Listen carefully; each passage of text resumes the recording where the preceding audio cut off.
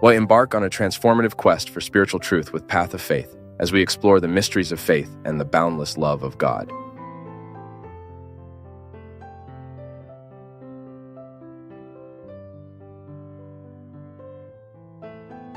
A good portion of our disappointments stem from the understanding that people should act towards us exactly as we act towards them.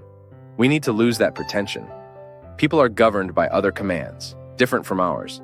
The secret is to continue offering the best of ourselves to others, even if it's not always reciprocal. I know this is a commonplace. You've probably thought about it a lot. But every now and then, it's good to shed light on what is often obscure to us, despite knowing it's there. Because sometimes knowing isn't enough. Sometimes we need to continually renew this within ourselves. Why do we keep getting frustrated with people? Because they didn't meet our expectations. Because deep down, even though we know others are not obligated to be as we want them to be, we nurture this illusion. We carry this pretension. People are who they are. Sometimes they'll align perfectly with us.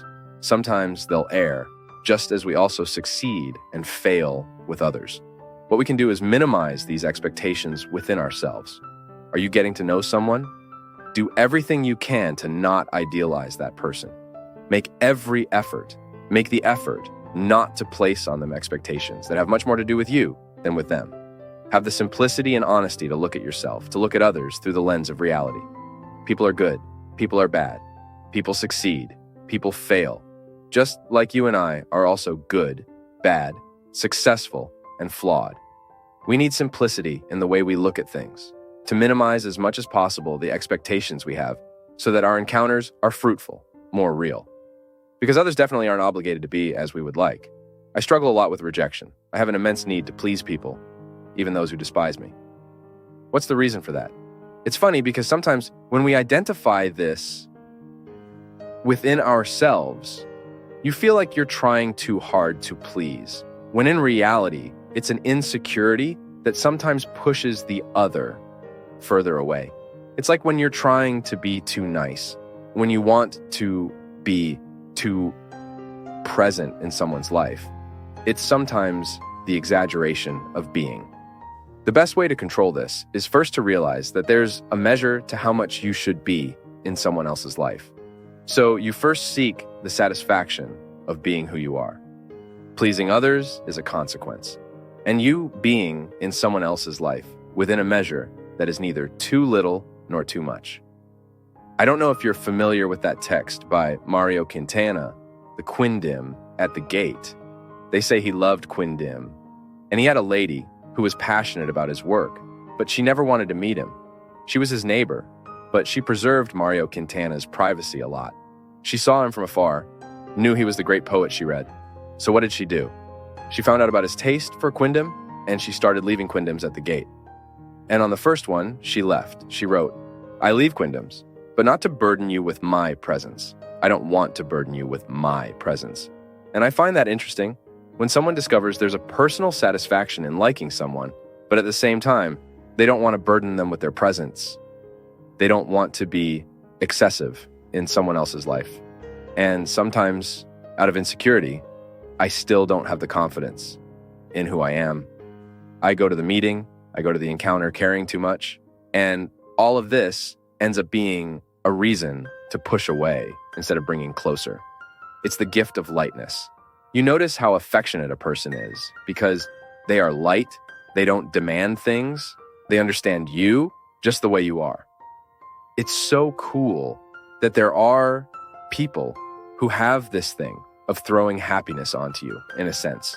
If you don't do what they imagine you should do, it seems like the problem is yours. And it's not.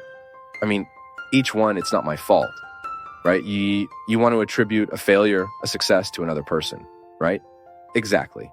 And it's not fair, right? It's not fair. And especially when you realize you projected too much of what you expected from the other person. That's also extremely disastrous. I really like something that, it's very Aristotelian, but it's the concept of the uselessness of friendship. Friendship is beautiful because it's useless. Not in the ugly sense of the word useless, but in the sense that they are complete people with all their imperfections, and they choose to be part of each other's lives. One helps the other not out of utility. When I'm friends with someone out of utility, I'm not really friends with them. I'm their friend because you can help me with this and that.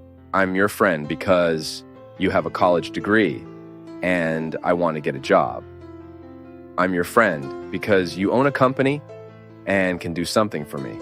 I'm your friend because you have a boat and I like sailing, so I'm not your friend.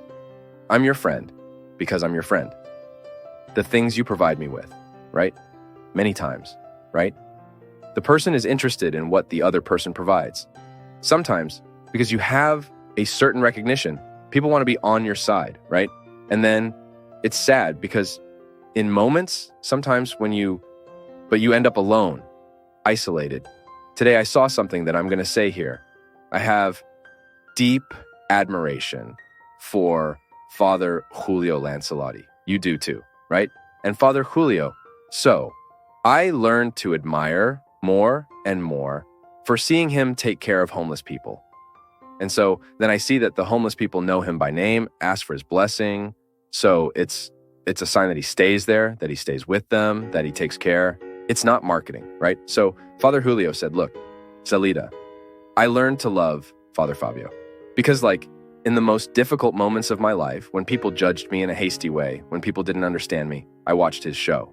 And I looked and I felt that God spoke to my heart through him, through his priestly life, and I became more priestly, more like a priest, right? That's so beautiful, right? And the affectionate way that the Lord treated, I'll throw confetti at you. But one of the things I find most beautiful about your way of speaking about the Word of God is when you talk about that sinful woman who knew she was going to die, who was condemned, and that Jesus, in that magnificent way, looked deep into her eyes, didn't challenge the law, didn't say anything, just gave a detail of love. Let him who is without sin cast the first stone. That's beautiful.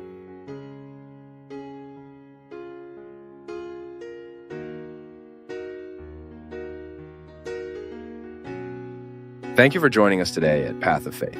Your engagement means the world to us. So please take a moment to leave your comments, like this video, share it with friends and family, and subscribe for more enriching content.